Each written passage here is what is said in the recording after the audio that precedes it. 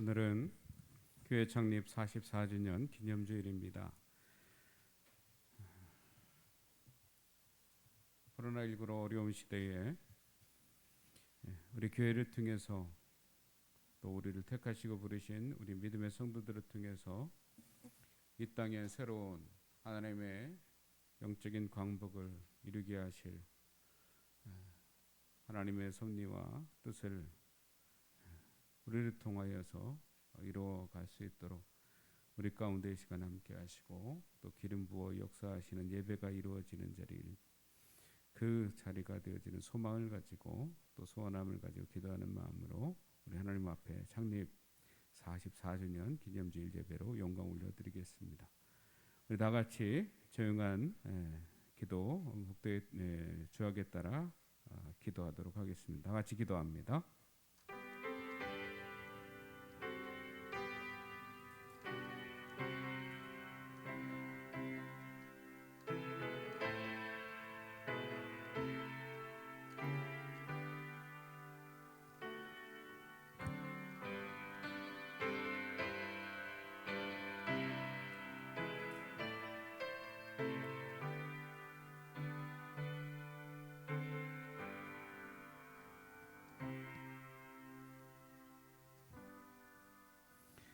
여호와는 나의 목자시니 내게 부족함이 없으리로다.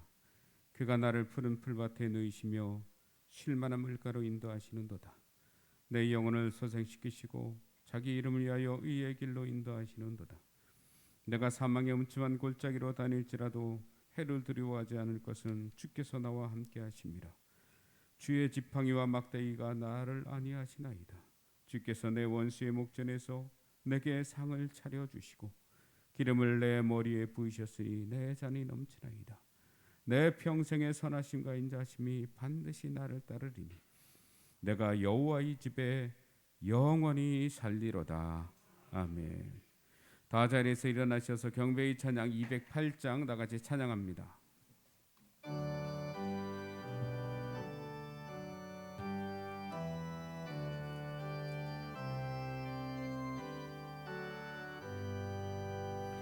내 주의 나라와 주 계신 성전과 피 흘려 사신 교회를 늘 사랑합니다. 내 주의 교회는 전성과 같아서 눈동자같이 아끼사 늘 보호하시네. 이 교회 위하여 눈물과 기도로 내 생명 다하기까지 늘 봉사합니다. 성도의 교제와 교회의 위로와 구주와 맺은 언약을 늘 기뻐합니다. 하늘의 영광과 베푸시는 예가 진리와 함께 영원히 시온에 넘치네. 아멘.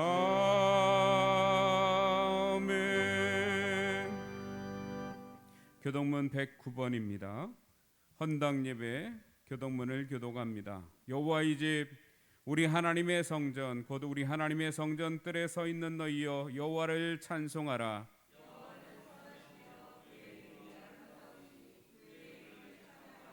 내가 주를 위하여 거하실 성전을 건축하여 싸우니 주께서 영원히 계실 처소로서이다 하고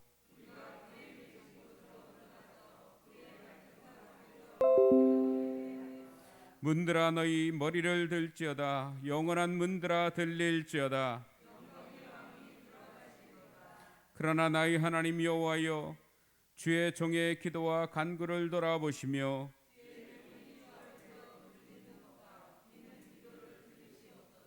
내가 곧 그들을 나의 성산으로 인도하여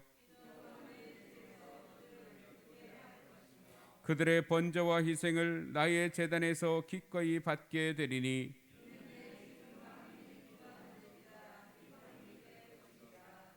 오직 여호와는 그 성전에 계시니 온 땅은 그 앞에서 잠잠할지니라 하시니라. 아멘. 사도신경으로 신앙 고백합니다. 전능하사 천대를 만드신 하나님 아버지를 내가 믿사오며 그 외아들 우리 주 예수 그리스도를 믿사오니 이는 성령으로 잉태하사 동정녀 마리아에게 나시고 본디오 빌라도에게 고난을 받으사 십자가에 못 박혀 죽으시고 장사한 지 사흘 만에 죽은 자 가운데서 다시 살아나시며 하늘에 오르사 천으로서 산자와 죽은 자를 심판하러 오시리라. 성령을 믿사오며 거룩한 공예와 성도가 서로 교통하는 것과 죄를 사하여 주시는 것과 몸이 다시 사는 것과 영원히 사는 것을 믿사옵나이다. 아멘. 다 자리에 앉겠습니다. 이원재 장로님 기도하겠습니다. 만복의 근원시고 생사와 복을 주관하시는 하나님 아버지, 기나긴 장마 가운데서도 우리를 지켜 돌봐주시고 코로나 가운데서도 우리를 지키시고 안위해 주셔서 편안함으로 생활하게 하심을 감사드립니다.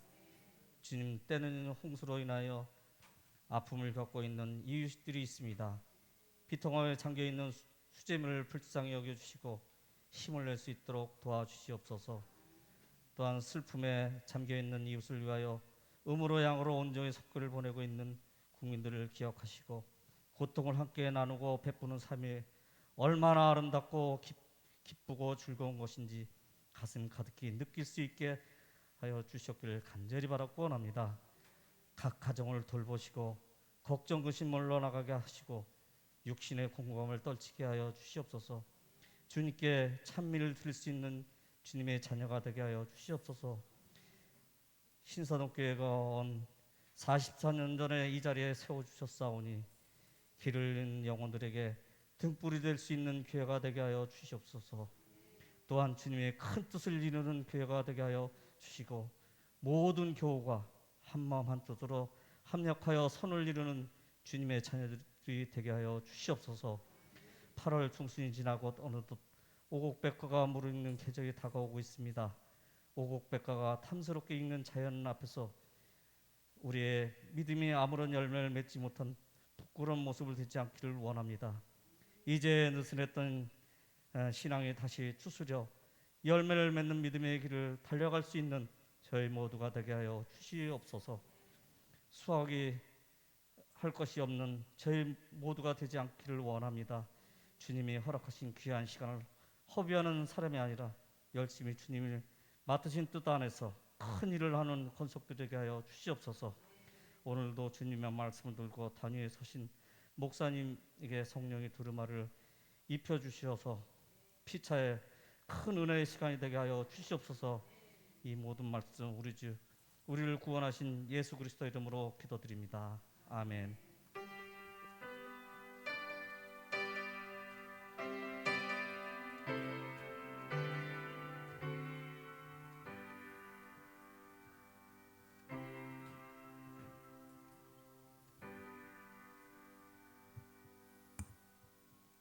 이 아침 저들에게 주시는 하나님의 말씀 이사야서 45장 1절로 7절의 말씀입니다. 구약성경 1022페이지입니다. 이사야서 45장 1절로부터 7절의 말씀을 봉독합니다. 여호와께서 그의 기름 부음을 받은 고레스에게 이같이 말씀하시되 내가 그의 오른손을 붙들고 그 앞에 열곡을 항복하게 하며 내가 왕들의 허리를 풀어 그 앞에 문들을 열고 성문들이 닫히지 못하게 하리라. 내가 너보다 앞서가서 험한 것을 평탄하게 하며 논문을 쳐서 부수며 쇠빗장을 꺾고 내게 흑암 중의 보화와 은밀한 곳에 숨은 재물을 주어 내 이름을 부르는 자가 나 여호와 이스라엘의 하나님인 줄을 내가 알게 하리라. 내가 나의 종 야곱 내가 택한 자 이스라엘 곧 너를 위하여 내 이름을 불러 너는 나를 알지 못하였을지라도 내게 칭호를 주었노라. 나는 여호와라. 나 외에 다른 이가 없나니 나밖에 신이 없느니라. 너는 나를 알지 못하였을지라도 나는 내 띠를 동일 것이요 해 뜨는 곳에서든지 지는 곳에서든지 나밖에 다른 이가 없는 줄을 알게 하리라. 나는 여호와라. 다른 이가 없느니라. 나는 빛도 짓고 어둠도 창조하며 나는 평안도 짓고 환난도 창조하나니 나는 여호와라. 이 모든 일들을 행하는 자니라 하였노라. 아멘. 이 시간 동교한 청년, 고하늘 청년, 천예빈 청년의 특별 찬양이 있겠습니다.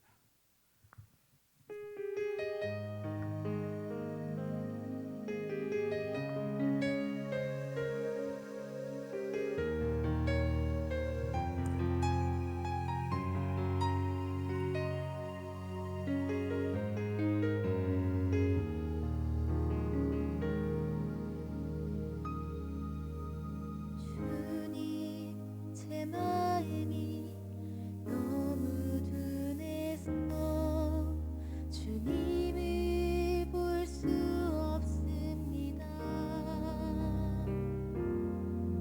이 땅에 속하여 이 땅만 보다가 주님 손을 놓쳤습니다. 나는 나그네로 왔는데 왜 주저앉게 되었나. 나는 청지기인데 언제부터 내 삶의 주인이 되어버렸나.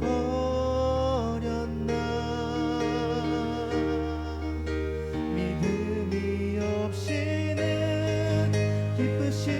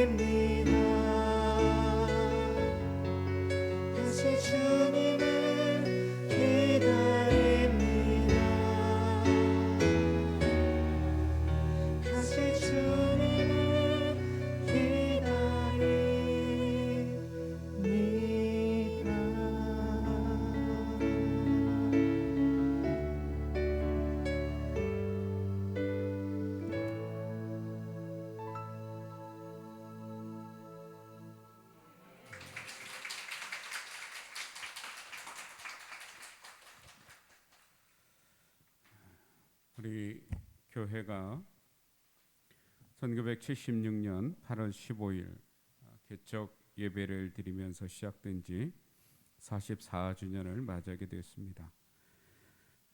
당시 성도들의 힘을 모아 기도로 시작되어진 우리 신사동 교회가 그동안 초대로 천영주 목사님, 또 2대로 박수일 목사님, 3대로 최명재 목사님, 또 4대로 박희신 목사님, 5대로 제가 부임해서 지금껏 섬겨오고 있습니다. 그동안 예배당을 건축하고 중축하고 또 리모델링하면서 예배를 드려오고 있는데 이제 44살의 청장년이 되어졌습니다. 어제 8월 15일이 광복절이었는데 우리 조국 대한민국이 해방된 지 광복 75주년이 되어지는 날이었습니다. 이 광복을 기념하는 날에 교회가 창립되어졌다는 것은 매우 의미 있는 일이라 할 수 있습니다. 우리나라를 되찾은 날을 광복절이라고 부르는데 빛을 되찾은 날이라 해서 빛광자 다시 복자를 써서 그래서 광복절로 우리가 지키게 되어집니다. 일제강점기 36년 동안 우리 민족은 빛을 잃어버린 채 살아왔다고 보는 건지요. 일제가 우리 민족으로부터 빛을 빼앗아 갔다고 본 겁니다. 그럼 빛을 되찾았다는 것은 무슨 의미일까? 한마디로 말하면 주권을 되찾았다는 거죠.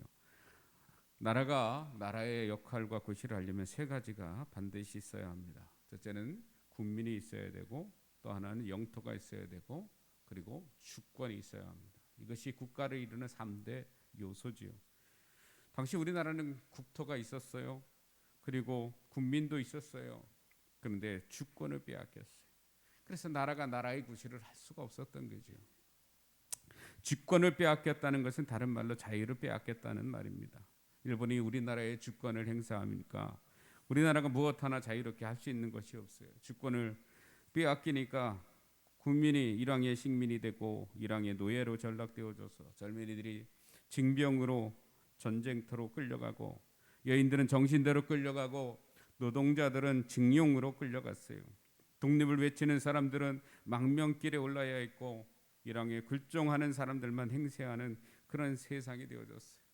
그래서 이 전쟁터에 필요한 모든 물자들을 때가 되어지면 공출해 갔어요. 쇠붙이, 노붙이, 그리고 수수하게 되어지면 식량마저도.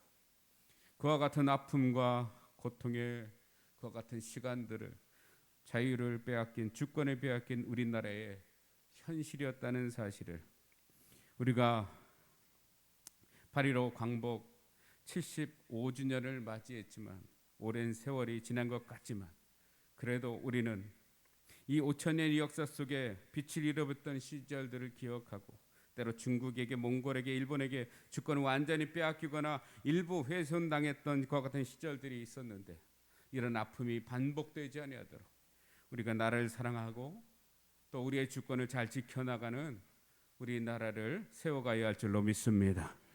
인간에게 자유가 없으면 그것은 살아도 산 것이 아닙니다. 나라에 있는 유태인들이 독일의 히틀러에게 당한 고통을 우리는 너무나도 잘 알고 있습니다.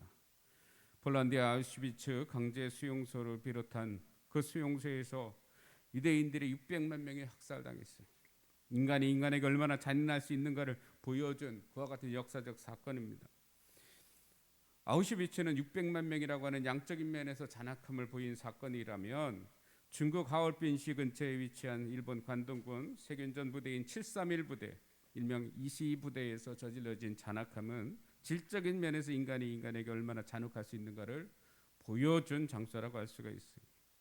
1932년에 시작되어진 이 731 부대의 인간 생체 연구 실험이 1945년 일본이 패망할 때까지 13년 동안 계속되어졌어요. 암호명으로 마루타, 마루타는 통나무라는 뜻이거든요.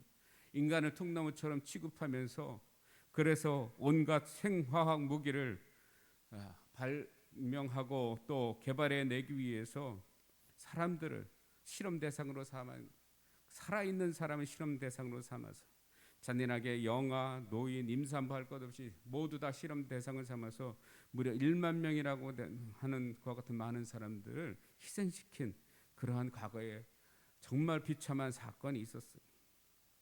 그런데 우리를 분노케 하는 것은 731부대 근무했던 사람들은 당시의 상황을 자신들이 그와 같은 일들을 잔혹하게 한 일에 대한 증언을 하면서 눈물로 용서를 빌었지만 정작 책임을 져야 할 일왕이나 또 일본 총리는 이 부대의 존재와 만행에 대해서 그런 일 없다고 부인하고 있다는 사실이죠. 이것이 자유 없는 나라, 자유 없는 인간의 처제라는 사실을 우리에게 보여줍니다. 그러므로 자유는 생명이라고 할 수가 있어요. 자유 없는 삶은 삶이 아니에요. 지금 우리가 코로나19로 인하여서 우리의 행동이 여러 가지 제약을 받고 있습니다. 거리두기를 해야 되고 또 말하는 것도 또 우리의 예배도 우리의 기도도 우리의 찬양도 우리의 모의도 제재를 받고 있어요. 제한적이긴 하지만 이 제약받는 일에 많은 사람들이 힘들어합니다. 갇혀 지내는 동물들을 보면 동물원에 지내는 그 동물들이 그 갇혀 있는 자유함이 없는 그곳에서 얼마나 크게 스트레스를 받고 고통당하며 살고 있는지, 그들이 그 심한 스트레스로 인해서 자기 몸을 학대합니다. 심지어 자기의 몸을 학대하는 것에 지나지 않고 꼬리를 자르거나 심지어 자기의 새끼마저도 잡아먹고 마는 그와 같은 스트레스를 그 발산하는 모습들을 우리는 보게 되어지는데, 그러므로 자유는 인간이나 동물이나 모두에게 살아가면서 절대적으로 필요한 삶의 환경의 요소라고 하는 사실을 우리에게 깨닫게 합니다. 우리 민족이 어떻게 그러면 광복을 맞이할 수 있었을까요? 우리가 어떻게 자유를 되찾을 수 있었겠습니까? 일제로부터 독립을 할 수 있었고 빛을 되찾을 수 있었던 것은 오늘 본문을 통해서 우리가 찾을 수 있게 되어지는데, 오늘 본문 말씀은 이사야 예언입니다. 예언의 요점은 그거예요. 장차 이스라엘이 바벨론 포로로 끌려가게 되어질 것이고, 그리고 하나님께서 예비한 특별한 역사적 사건을 통해서 포로에서 다시 돌아오게 될 것이라고 하는 거예요. 그래서 100여 년 뒤에 실제로 이 예언대로 이 이스라엘 백성들이 바벨론의 포로로 끌려가게 되어졌습니다. 그리고 이 예언대로 특별한 역사적 사건이 일어났고 그 결과 이스라엘이 바벨론 포로에서 귀환하는 일이 일어났습니다. 그래서 오늘 본문에 나오는 이사야 예언 중에 그 특별한 역사적 사건, 이것은 한마디로 말하면 고레스라고 하는 사람의 등장인데, 우리 1절 말씀 다 같이 함께 읽어볼까요? 1절입니다. 우리 한 목소리 읽겠습니다. 시작. 여호와께서 그의 기름 부음을 받은 고레스에게 이같이 말씀하시되, 내가 그의 오른손을 붙들고 그 앞에 열곡을 항복하게 하며 내가 왕들의 허리를 풀어 그 앞에 문들을 열고 성문들이 닫히지 못하게 하리라. 아멘. 하나님께서 고레스라고 하는 이방의 왕을 세우셔서 그로 큰 나라를 이루게 하시고 그를 통해서 이스라엘을 도와서 포로에서 귀환하게 하는 사건을 이루시겠다라고 하는 그런 예언의 말씀입니다. 그리고 이 예언의 말씀은 실제로 특별한 역사적 사건이 일어나서 성취되어지는 그 일들을 우리는 역사적으로 알고 있는데, 하루아침에 바벨론이 무너진 거예요. 누구도 생각하지 못했던 그 작은 나라의 왕 고레스라고 하는 한 왕이 일어나서, 성경에는 바사라고 되어 있는데 바사국 왕인 이 고레스가 이 바벨론을 무너뜨리고 페르시아라고 하는 큰 나라를 이루게 되어집니다. 그리고 그 결과 이스라엘 백성은 주전 537년에 고레스 왕의 칙령에 따라서, 그래서 모든 포로되어진 민족들을 다시 되돌리게 되어지는 정책을 하게 되어집니다. 그래서 이스라엘 백성들이 스룹바벨의 영도하에 포로 생활을 청산하고 고국으로 돌아와서 나라를 재건할 수 있게 되어진 겁니다. 광복이 온 거죠. 이스라엘이 어떻게 포로에서 귀환할 수 있었겠습니까? 저들이 독립운동을 한 결과도 아니고 또 그들의 외교적인 노력으로 결실을 맺은 것도 아닙니다. 이 모든 것은 전적으로 하나님의 역사였던 것입니다.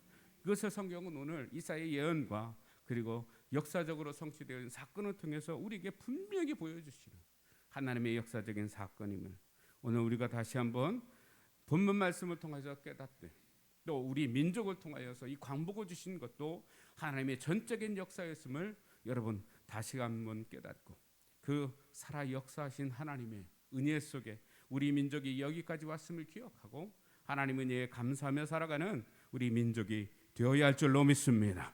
당시에 미국이나 소련이나 영국, 중국 이런 신흥 강국들이 연합군을 이루어서 그래서 이 일본을 무너뜨리게 되어지는 그와 같은 사건이 일어난 거죠. 우리가 독립운동을 하기 위해서 여러 가지 노력을 했습니다. 1919년에 3.1 운동도 벌였습니다. 그래서 이곳저곳 망명해 가고 또 흩어져서 독립운동을 펼치면서 수없이 노력을 했지만 그러나 그 독립은 요원해 보이기만 했습니다. 그런데 하나님께서 이 나라들을 세우시고 또 특별히 신무기 원자폭탄 이것이 발명되어져서 이것을 사용함으로 저 잔악한 일본이 무너뜨리게 되어지는 사건을 경험하게 하시고 그리고 우리의 민족이 그 식민지에서 벗어나게 되어지는 광복의 날을 맞이할 수 있게 되어졌다는 거죠. 앞으로 우리 민족의 통일도 마찬가지입니다. 우리의 힘으로 능으로 되어지는 것이 아니에요. 우리의 노력으로 되어지는 것이 아니라 하나님의 전적인 개입하심과 섭리하심과 인도하심이 있어야 될 줄로 믿습니다. 따라서 우리는 하나님 앞에 기도해야 하는 거예요. 그래서 이사야의 믿음, 이사야 선지자의 믿음의 눈을 우리는 준비해야 합니다. 그래서 이것을 위하여 우리는 기도해야 하는 거예요. 그러면 그런 의미에서 코로나19 시대를 맞이한 8.15 광복과 그리고 교회 창립 기념을 지내면서 이 땅의 교회들, 특별히 우리 신사동 교회는 이 땅의 어둠의 권세를 이기는 교회가 되어져서 영적인 광복을 이루는 도구와 주체가 되어야 할 줄로 믿습니다. 그럼 문어의 다리와 손을 어떻게 구별할까요? 문어를 머리와 손과 발을 구별하는 방법은 문어의 머리를 나무로 그 머리를 딱 때렸을 때에 그 나무를 막으려고 올리는 그것이 바로 손이라고 합니다. 그 다리와 손이 그래서 그때 구별되어진다는 거죠. 그래서 막대기로 문어의 머리를 딱 내려치면 그럼 그것을 감싸거나 그래서 그것을 붙들려고 하는 그와 같은 그 족이 바로 손이라고 하는 거죠. 이것은 그 유머로 제가 말씀드린 것인데 이 얘기는 제가 왜 말씀드리냐면 정말 좋은 신자 그리고 좋은 교회라고 하는 것은 위기와 어려움이 다가올 때 어떻게 반응하는가를 보면 알 수 있다는 거죠. 환난이나 유혹 앞에서 신실한 믿음의 사람, 건강한 교회는 구별되어지는 거예요. 여러분 코로나19로 인해서 우리 행동이 제약받고 있어요. 마스크를 써야 되고 얼마나 답답합니까? 그리고 거리두기도 해야 돼요. 그리고 모임도 자제해야 합니다. 우리 말하는 것도 쉽지 않습니다. 우리의 예배도 우리의 기도도 우리의 찬양도 제약을 받고 삽니다. 마찬가지로 세상은 음부의 권세 사단의 지배를 받고 삽니다. 사람들은 자기도 모르게 눈에 보이지 않는 악한 영의 조종을 받고 사는 사람들이 얼마나 많은지 몰라요. 별일 아는 것을 가지고 서로 싸우고 미워하고 다툽니다. 원수를 여깁니다. 감정을 앞세우고 해치려고 하는데 모든 것을 쏟아붓기도 하는 그와 같은 모습들을 우리는 보게 되어집니다. 지금 세상은 마치 온갖 마귀의 절개들을 모두 풀어놓은 것 같은 그런 느낌을 줍니다. 악의 정점에 이른 것처럼 보여요. 사람들이 얼마나 사악해졌습니까? 잔인하게 폭행하고 살인하고 시체를 유기하고 부모가 자식을, 자식이 부모를, 친구가 친구를 이루 말할 수 없는 그와 같은 잔혹함을 자행하는 그와 같은 악한 영에 사로잡혀 행하는 일들을 우리는 목격합니다. 어떻게 보면 이건 사람이 하는 일이 아니에요. 사람이 양심을 가지고는 이렇게 할 수 없는 일이에요. 악한 귀신이 시키는 일들입니다. 그래서 이 세상에 그런 악한 영들이 다니고 있어요. 드러난 것만 그런 것이 아니잖아요. 드러나지 않은 곳에서 일어나는 일들이 얼마나 사악한 일들이 진행되어져 가고 있는지 귀신이 사로잡혀 행동하는 이 모든 것들 이것이 이 땅에 가득합니다. 그러나 우리는 이와 같은 것에 지면 안 됩니다. 우리는 이겨야 할 줄로 믿습니다. 우리가 이길 수 있는 힘은 예수 그리스도의 이름의 권세인 것입니다. 교회는 바로 이 영적 전쟁터의 야전 사령부라고 할 수가 있어요. 그래서 이 땅에서 이 교회가 이 권세를 놓쳐버리면 안 돼요. 잃어버리면 안 돼요. 절망하게 하고 낙담하게 하고 포기하게 하고 원망하게 하고 다투게 하는 사단의 영적인 권세를 우리 교회는 이겨야 되고 우리 성도들은 이겨야 할 줄로 믿습니다. 이 땅에 어둠이 많아요. 질병의 어둠이 있고 경제의 어둠이 있고 생명의 어둠이 있고 영적인 어둠이 있어요. 이런 어둠을 물리칠 수 있는 힘은 우리의 힘이 아니에요. 예수 그리스도의 힘으로 이 어둠의 권세들을 물리칠 줄로 믿습니다. 질병의 어둠을 겪었던 열대 혈류병을 앓던 여인, 그 여인은 12일 동안이나 그 질병의 어둠 속에서 살았어요. 그런데 예수님의 옷자를 만지기만 하면도 내가 나을 것이라고 하는 그 믿음을 가지고 예수님 앞에 나아가서 예수님의 뒤로 가가지고 그 옷자를 만졌는데 예수님의 능력이 그 여인에게 흘러들어가서 그 혈류근원이 말랐다고 그랬어요. 그 어둠에서 자유케 되어지는 그 빛을 보게 되어진 거죠. 자유케 되어지는 은혜를 입었어요. 여러분, 경제적인 힘이 우리에게 필요한데 이 경제적으로 어렵고 힘든 그와 같은 일들을 만날 때가 얼마나 많습니까? 오병이의 사건, 먹을 양식이 없을 때에 예수님께서 오병이어를 가지고 5천 명이나 되어지는 그와 같은 사람들을 먹이셨어요. 또 예수님께서 7병이어로 4천 명이 넘는 사람들을 먹이셨어요. 또 디베랴 바다에서 밤새 수고했으나 헛수고했는데 단 한 마리의 물고기도 낚지 못했는데 예수님의 말씀에 의지하여 그물을 배 오른편에 내렸더니 두 배가 잠기게 되어질 만큼 많은 물고기가 잡히게 되어졌단 말이죠. 우리는 경제적인 어려움 속에 그것도 씨름을 하고 또 서로 다투고 고통 가운데 있을 때가 있어요. 그러나 이 어둠 문제도 해결해 주실 분이 바로 예수님이심을 그 사건들을 통해서 우리에게 보여주시는 거예요. 또 생명의 어둠이 있습니다. 나사로는 그 무덤의 어둠 속에서 나흘이나 갇혀 있었어요. 근데 예수님께서 그에게 명령하시자 나사로가 그 무덤 속에서 나와서 광명의 생명의 빛을 얻게 되어졌단 말이죠. 또 이 영적인 어둠에 사로잡힌 사람들이 많습니다. 귀신이 들려서 흉악한 귀신 속에 붙잡혀서 고통당하는 딸을 둔 가난한 여인이 예수님께 나와서 기도했을 때에 예수님께서 그 여인의 딸의 병을 고쳐주시고 또 물로 불로 그렇게 자신의 몸을 던지면서 그 귀신의 조정을 당하던 아들을 둔 아버지가 예수님께 나와서 할 수 있거든 내 아들의 병을 고쳐주소서 했을 때 예수님께서 뭐라고 말씀하셨습니까? 할 수 있거든이 무슨 말이냐? 믿는 자에게 능치 못함이 없느니라 하시면서 그 악한 귀신을 그에게서 내어 쫓아 주시지 않았습니까? 그렇습니다.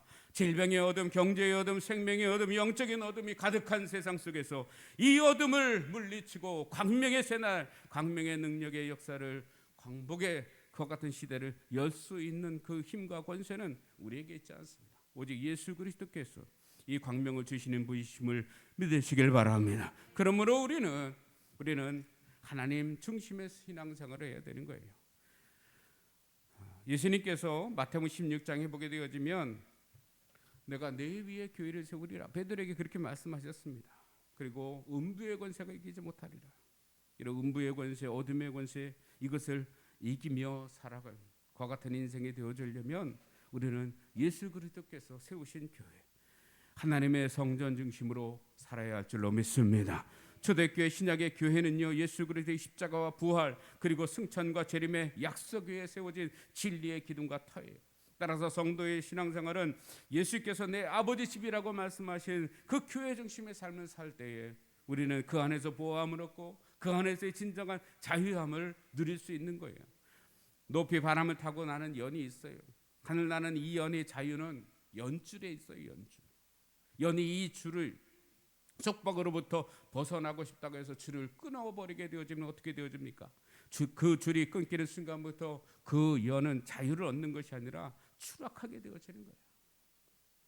양이 자유를 얻고 싶다고 우리에서 가출하면 또 목자의 손에서 벗어나면 목자의 눈에서 멀어지게 되어지면 이 양이 어떻게 되어집니까? 먹이받게 되지 않는 거예요. 여러분 하나님의 집은 영혼의 쉼터입니다. 그래서 시편 65편 4절에 다윗은 주께서 택하시고 가까이 오게 하사 주의 뜰에 살게 하신 사람 복이 있나이다. 우리가 주의 집 곧 주의 성전의 아름다움으로 만족하리이다 고백합니다. 시편 27편 4절에도 내가 여호와께 바라는 한 가지 일 그것을 구하리니 곧 내가 내 평생에 여호와의 집에 살면서 여호와의 아름다움을 바라보며 그의 성전에서 사모하는 그것이라 이렇게 고백을 합니다. 하나님께서 이 땅에 교회를 세우신 이유가 무엇이겠습니까? 이것에서 안식을 얻고 이것에서 하나님을 만나며 이것을 통하여서 하나님의 복을 누리며 살아가는 인생으로 삼고자 지상의 천국으로 교회를 세우신 거예요. 광야에서 이스라엘 백성들은 성막을 통해서 가야 할 때를 알았고 머물러야 할 때를 알았어요. 어디로 갈지를 알았고 어디에 머물러야 할지를 알았습니다. 하나님의 성막은 그야말로 이스라엘의 생명이었어요. 그곳에서 먹을 양식을 얻었고 그곳에서 물을 공급받았고 그곳에서 전쟁을 이기고 민족을 다스리는 정책이 이 성막에서 비롯되어졌어요. 그곳에서 말씀하신 하나님의 말씀으로 모든 것이 공급되어졌던 거죠. 그곳에 무엇이 머물렀습니까? 불기둥과 구름기둥이에요. 하나님의 임재의 증거였어요. 그래서 광야의 성막은 움직이는 성전이었습니다. 불과 구름 기둥의 인도에 따라서 움직이는 성전은 이스라엘의 민족의 심장이었던 거예요. 이 심장이 건강해야 온몸이 건강할 수가 있는 거예요. 바로 그 광야에서 그 성막은 이스라엘의 민족의 심장이었어요. 오늘 이 땅에 이 민족 위의 심장은 어디겠어요? 여러분, 바로 하나님의 성전인 줄로 믿습니다. 그래서 우리는 하나님의 품을 떠나서는 안 되는 거예요. 나오미를 보십시오. 베들레헴 하나님의 구원의 약속의 땅, 그 땅에 흉년이 들었다고 엘리멜렉 남편이 이 나오미와 두 아들을 데리고 이방 땅으로 가게 되어졌을 때 어떻게 되어졌습니까? 다 잃어버렸어요. 겨우 롯 며느리 하나만 이 나오미와 함께 고국으로 돌아오게 되어졌는데, 그 와중에도 믿음이 있는 룻을 하나님께서 보아스를 통해서 거두게 하셨습니다. 사실 룻이 되어 거두어지는 인생보다는 여러분 베들레헴 땅을 지켰던 보아스가 되어야 할 줄로 믿습니다. 거두어지는 인생이 되지 마시고 거두는 인생이 되시길 바랍니다. 세상을 향하여 나아가면 안 돼요. 롯은 소돔으로 갔어요. 요단 들녘이 기름지고 약속의 땅인 것처럼 보여서 그곳으로 선택해 갔다가 그곳에 가까이 있는 소돔성을 보고 점점 가까이 하다가 그 안으로 들어가 버렸어요. 어떻게 되어졌습니까? 롯은 다 잃어버렸어요. 약속 없는 이방인의 조상이 되고 말았어요. 역대하 7장 14절에 보면 솔로몬이 성전 봉헌을 위해 하나님께 기도했을 때 응답하시기를 이곳에 내 눈과 내 마음이 항상 있으리라. 이곳에서 하는 기도에 내가 눈을 들고 귀를 기울이니 이 전을 거룩하게 하여 내 이름은 영영이 있게 하리라 말씀하시고, 하나님의 전, 하나님의 눈동자가 머무시고 하나님의 귀가 이곳에 향하여 있고 하나님의 마음에 계신 곳, 그것이 하나님의 성전이라고 말씀합니다. 여러분, 광야의 이스라엘 백성이 또 솔로몬이 하나님께 향하여서 기도할 수 있었던 그 같은 장소, 하나님의 성전. 그래서 하나님을 만나고 하나님을 통하여서 은혜를 입고 공급받고 하나님의 보혜, 그와 같은 울타리가 되어주시는 이 하나님의 성전. 오늘 우리의 삶 속에서 이 성전의 기능을 회복해야 할 줄로 믿습니다. 예수님의 성전을 내 아버지 집이라고 했어요. 따라서 합시다. 신사동 교회는 내 아버지 집이다. 여러분, 아버지의 집으로 삼으시길 바랍니다. 선전 중심의 삶을 살 때에 하나님 이곳에서 눈물의 기도를 드리고 이곳에서 감격의 예배를 드리고 이곳에 말씀을 듣고 삶의 길을 인도 안 받는 성전의 기능이 우리 안에 회복되어질 때, 나의 삶의 사이클을 회복하게 되어질 때, 여러분 우리의 삶은 다시 하나님의 은혜로 모든 것이 다시 회복되어지는 은혜를 입을 수 있게 되어지는 거예요. 코로나로 인해서 단절되어 버리고 멈춰버린 우리의 신앙의 사이클이 환경 때문에, 상황 때문에 무너지고 이 기능을 내 생활 속에서 우리가 상실해 버리지 말고 더욱 진실하게 오늘 하나님 앞에 나의 믿음, 나의 신앙을 다시 회복할 수 있는 기회로 삼게 되어질 때에, 멀어졌던 하나님과의 그 거리가 가까워질 때에 우리의 모든 일상이 회복되어지는 은혜가 있게 될 줄로 믿습니다. 사람들과의 거리가 멀어졌다고 하나님과의 거리가 멀어지면 되겠습니까? 하나님과의 거리가 멀어지니까 세상과 가까워지고 세상과 가까워지니까 서로 거리 두기를 하도록 하나님께서 그렇게 만드시는 거예요. 우리의 입을 막으시는 거예요. 우리의 손과 발을 막으시는 거예요. 자유의 박탈인 거예요. 적어도 세상의 사람들은 몰라도 우리는 알아차려야 되지 않겠습니까? 창조의 질서와 그리고 그 원리를 무너뜨린 우리의 죄, 우리의 교만, 우리의 낭비, 우리의 훼손, 하나님을 떠나고 하나님처럼 되어보려는 탐욕의 그 바벨탑을 쌓는 인간의 허망한 도전들 때문에 그것이 부메랑이 되어져서 우리에게 다가온다는 사실, 이것은 세상의 사람도 몰라도 적어도 믿음의 사람들은 깨닫고 분별하고 알아야 되지 않겠습니까? 이때 우리는 어찌해야 될지 하나님께 물어야 합니다. 하나님께서는 우리 모두를 보시고 아시고 계세요. 가나안 여인이 시험을 당했잖아요.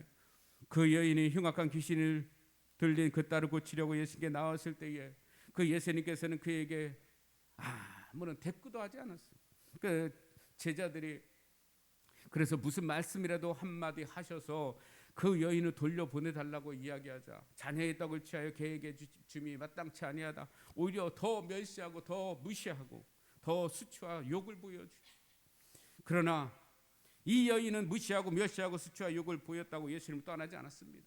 오히려 더 거세게 예수님 앞에 더 엎드려 기도했다는 거죠. 여러분, 우리는 우리의 자세가 이 여인처럼 되어야 할 줄로 믿습니다.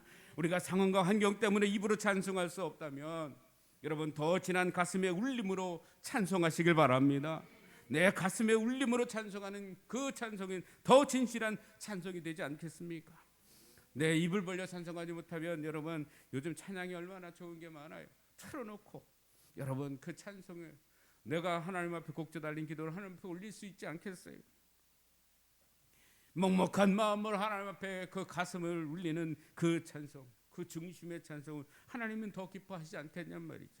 왜 우리는 상황과 환경 때문에 찬송하지 못하게 되어졌다고 해서 우리 입을, 우리의 찬송의 입을 왜 닫아버리고 맙니까? 통성기도 할 수 없으면 더 깊은 침묵으로 하나님의 음성을 듣는 사모함으로 기도하면 되는 것 아니겠습니까? 여러분 수도원의 수도사들은요 깊은 침묵의 기도, 우리가 소리내어서 기도하는 그 기도보다 더 간절하고 더 진한 더 깊은 기도를 올릴 수 있었어요. 우리도 그렇게 기도하면 되는 건 아니겠습니까?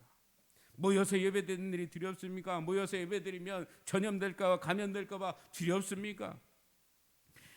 저는 여러분에게 말씀드리고 싶어요. 그 두렵고 떨림으로 우리가 하나님 앞에 나아가야 됩니다. 우리가 언제 그렇게 두렵고 떨림으로 하나님 앞에 나아간 적이 있습니까? 그 두렵고 떨림으로 우리가 하나님 앞에 나아가게 되었으면 우리의 영이 깨어날 줄로 믿습니다.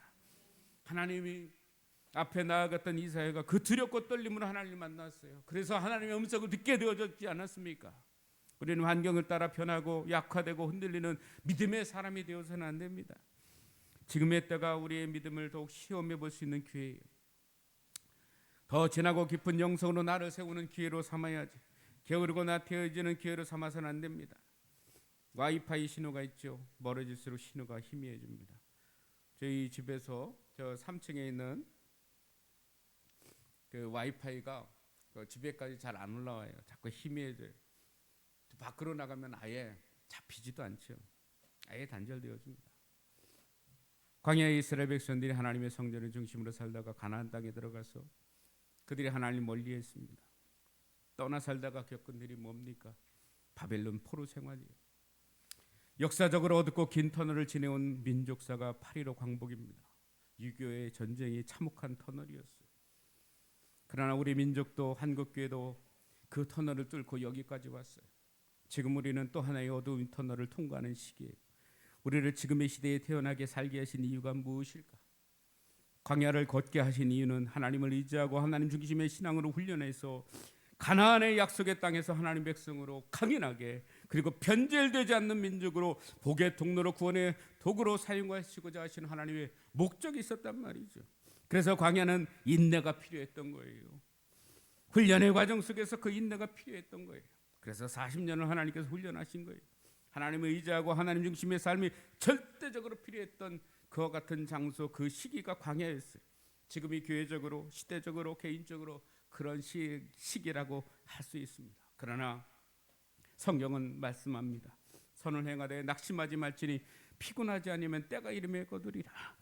세상에서는 너희가 환난을 당하나 담대하라. 내가 세상을 이겼노라. 여러분, 포기하지 않는 끈기 있는 도전과 우리의 신앙의 더 깊은 영성을 통하여서 하나님께서 우리에게 이 시대에, 이 어둠의 때에 우리에게 맡겨진 사명을 잘 감당하는 우리 44도를 맞이한 우리 신사동 교회와 또 우리 성도 여러분들이 다 되어줄 수 있기를 주님의 이름으로 부탁을 드립니다. 말씀을 마칩니다. 자유보다 귀한 것은 없어요. 자유는 생명이에요. 하나님이 우리에게 허락하신 오늘의 자유를 우리는 잘 지켜야 합니다. 교회는 세상의 어둠의 권세를 이기고 자유와 해방의 원천이 되어야 합니다. 그러려면 참 자유의 근원 되신 하나님을 그 중심의 삶으로 회복해야 합니다. 하나님을 중심으로 한 그 삶을 회복하게 되어질 때에 이 모든 우리의 잃어버린 일상과 삶을 다시 회복할 수 있다는 사실이죠. 나를 성전 삼으시길 원하신 하나님 앞에 깊은 기도와 찬송의 영성으로 기초를 세우고 죄와 어둠의 세력과 맞서 싸워 광명한 하나님의 나라를 세워가는 지역들이 되어지는 우리 신사동 교회와 우리 성도 여러분들이 다 되어줄 수 있기를 주님의 이름으로 축원합니다. 기도하겠습니다. 우리 시간 함께 기도합시다. 이 민족에 광복을 주신 하나님, 그리고 그 광복절에 우리 신사동 교회를 세우신 하나님, 우리 교회를 통해서 또 이 시대에 우리를 택하시고 부르신 하나님의 이유와 목적을 분명히 알게 하시고, 그래서 이 어둠의 권세를 이기는 교회로 든든히 세워지며 하나님 중심의 신앙생활을 통하여서 오늘 이 땅 가운데에 어둠의 권세를 이기고 자유와 해방의 원천이 되어지는 그 사명을 온전히 감당하는 우리 모두가 되어줄 수 있도록 우리 시간 다 같이 함께 통성으로 기도합니다. 할렐루야. 하나님의 은혜와 사랑을 감사합니다. 저들의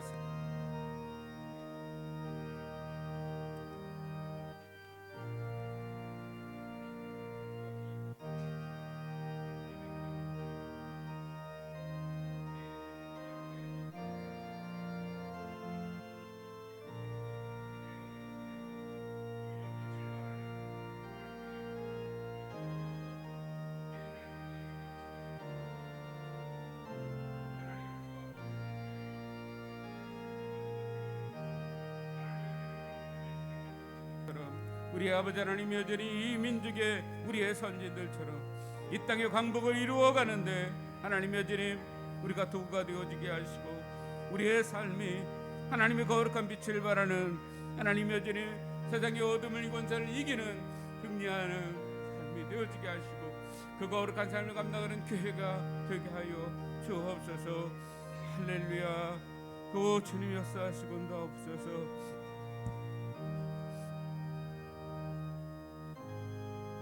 감사하며 예수님의 이름으로 기도하옵나이다. 아멘. 다 같이 연금성에 따라 기도하겠습니다.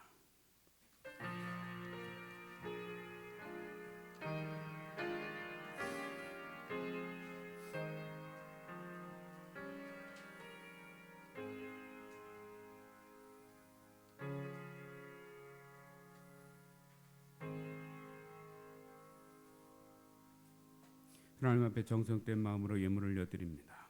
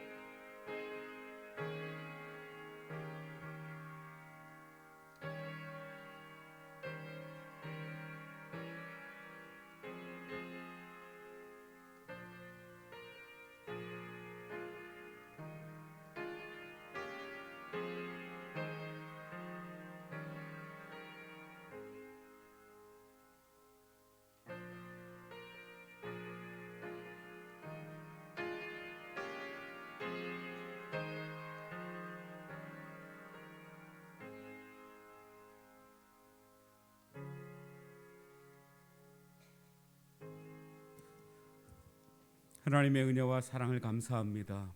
44년 전에 이곳에 예수 그리스도의 피값으로 세우신 우리 신사동 교회가 여기까지 하나님의 은혜 속에 부흥하고 성장하며 지내올 수 있도록 은혜 주시니 감사합니다. 에베네셀의 하나님을 찬양합니다. 앞으로 여호와 이레 우리를 위하여 예비하신 하나님의 선한 역사를 이루는 그 길로 불기둥으로 구름기둥으로 우리의 삶이 우리의 교회가 인도함 받기를 원합니다.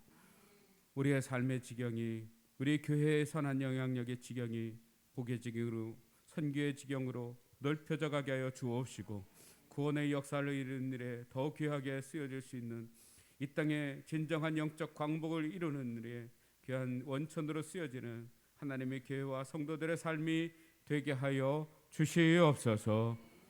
이 시간 우리의 마음을 담아 하나님 앞에 예물로 올려드립니다.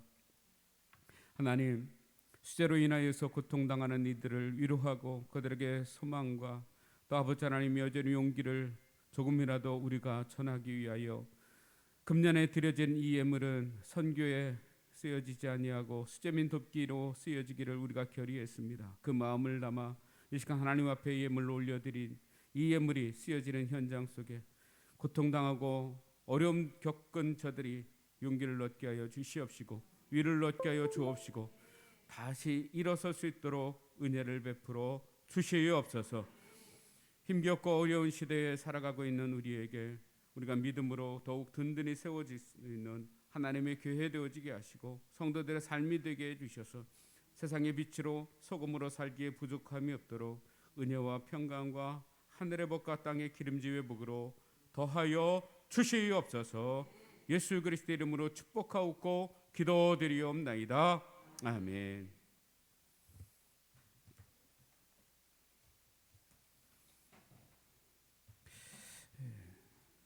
우리가 예배를 1부, 2부 나누어서 예배를 드리고 있습니다. 거리두기를 위해서 드려지는 예배 나눔의 그 순회하는 그 속들의 그 날짜를 여러분들이 꼭 기억하시고 거기에 맞춰서 우리가 거리두기로 예배드릴 수 있도록 협조해 주시면 감사하겠습니다.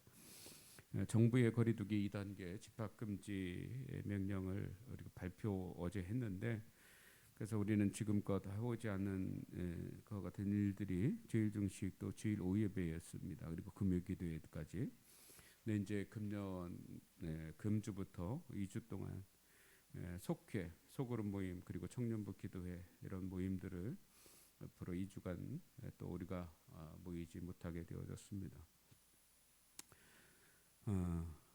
교회 오면서 또 집으로 돌아가실 때까지 여러분 마스크를 꼭 착용하시고 예배 찬양 인도나 또 예배 특성자도 마스크를 쓰고 연습을 하고 찬양 시에도 반드시 착용할 수 있길 바랍니다. 그래서 저도 마스크를 쓰고 이제 예배 인도하도록 그렇게 하려고 합니다.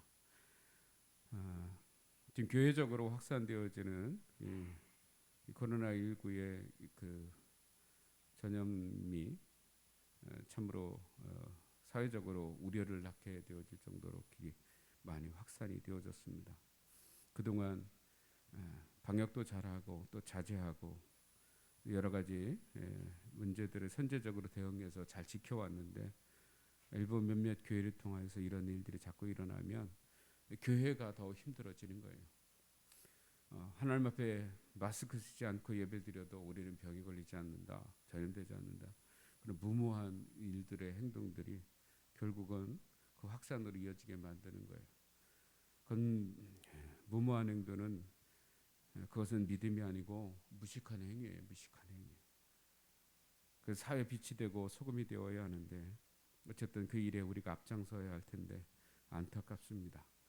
어떤 힘을 다해서 우리는 방역 수칙을 지키고 또 노력을 해서 그래서 이 완화되어질 수 있도록 우리가 힘을 모아야 합니다.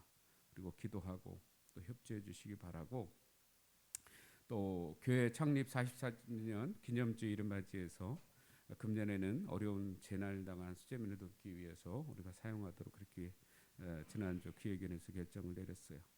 오늘 드려진 수재민 돕기 위한 특별헌금 사용처는 아직 결정을 하지 못했는데 수재를 당한 교회나 또 그 지역민들에게 그 교회를 통해서 도울 수 있도록 직접적인 그 돕는 일이 더 좋을 것 같은 생각이 듭니다. 그래서 찾아보고 있습니다. 그래서 지방에서도 수재민 돕기 자원봉사 활동을 8월 18일 날 오전 7시 30분에 출발하는데 철원 동지방 직영중앙교회 곳으로 자원봉사를 나갑니다. 혹시 가실 분이 있으면 말씀해 주셔야 합니다. 왜냐하면 이제 20명 정도 계속 버스로 대절을 해서 가야 되기 때문에, 그래서 준비물 운동화, 작업복, 타월, 세면도구 등 준비해서 가시면 되는데 혹시 가실 분이 있으면 말씀해 주시면 되겠습니다. 대부분이 한 교회에서 한두 명 정도 이 정도로 지금 신청을 해서 어제까지 11명이 신청이 일단은 됐고, 오늘 아마 주일날 광고를 통해서 가시는 분이 더 많아질 수 있을 것 같은데 우리 교회도 혹시 가실 분이 계시면 말씀해 주시면 감사하겠습니다. 오늘 섬김의 손길로 떡을 우리 광복절을 맞이해서 또 무명으로 섬겨주신 분이 계시고, 또 강단미하는 이원진 권사님, 천난 집사님 가정에서 이처럼 해주셨습니다. 감사를 드립니다. 이제 다 자리에서 일어나겠습니다. 우리 원로 목사님이신 이찬복 목사님께서 오늘 예배에 같이 참석해 주셨는데 나오셔서 우리 목사님 축도해 주시고 우리 예배를 마치도록 그렇게 하겠습니다.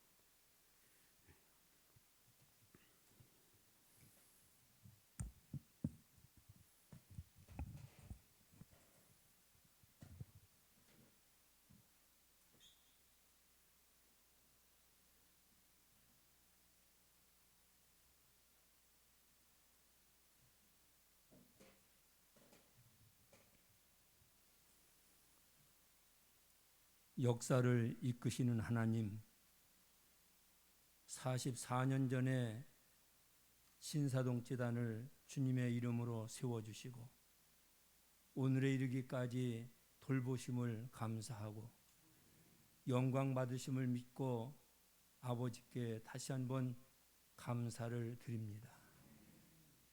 여기까지 도우신 하나님, 비옵기는 이 시간도 임마누엘로 이 교회와 이곳에 모여 예배하는 주의 권속들에게 함께 하시는 것을 믿고 감사를 드립니다. 자비하신 하나님, 우리 앞날은 한 치 앞도 내다보지 못하는 무지몽매한 저희들임을 주께서 아시옵고 여호와 일의 의인총으로 우리의 삶을 이끌어 가시는 줄로 믿습니다. 여기까지 예배를 하셨고 지금도 임마누엘 하시며 앞으로도 여호와 일의 은총으로 이끌어 줄 우리 아버지 앞에 다시 한번 감사와 찬양과 영광을 올립니다. 구합니다. 너무 심한 홍수로 인해서 어려움을 겪고 있는 사람들 위로해 주시고 용기 주시고 희망 주시며 하루속히 복구가 되어서 일상생활을 할 수 있도록 은총을 베풀어 주옵소서. 코로나로 인해서 온 세계가 지금 고통을 받고 있습니다. 깨닫게 하시고 회개하게 하시고 하나님께 돌아오는 역사가 있게 하여 주옵소서. 믿음의 자녀들 어려운 일을 만났을 때마다 더 하나님 앞에 가까이 나가게 하시고 하나님 바라보게 하시며 십자가 붙들고 승리하게 하여 주옵소서. 이제는 길이요 진리요 생명이신 예수 그리스도의 크신 은혜와 독생자까지 아낌없이 주신 우리 아버지 하나님의 무한하신 사랑과 때마다 일마다 우리의 삶 속에 계셔서 도우셔서 승리케 하시는 성령님의 놀라우신 은총이 44주년 창립기념주일을 맞이해서 아버지 앞에 예배를 드리고 가는 사랑하는 주의 성도들과 여러 가지 사정으로 인해서 참여하지 못한 주의 권속들에게 그리고 이 나라 이민족 위에 이제부터 영원까지 함께 계시기를 간절히 축원하옵나이다. 아멘.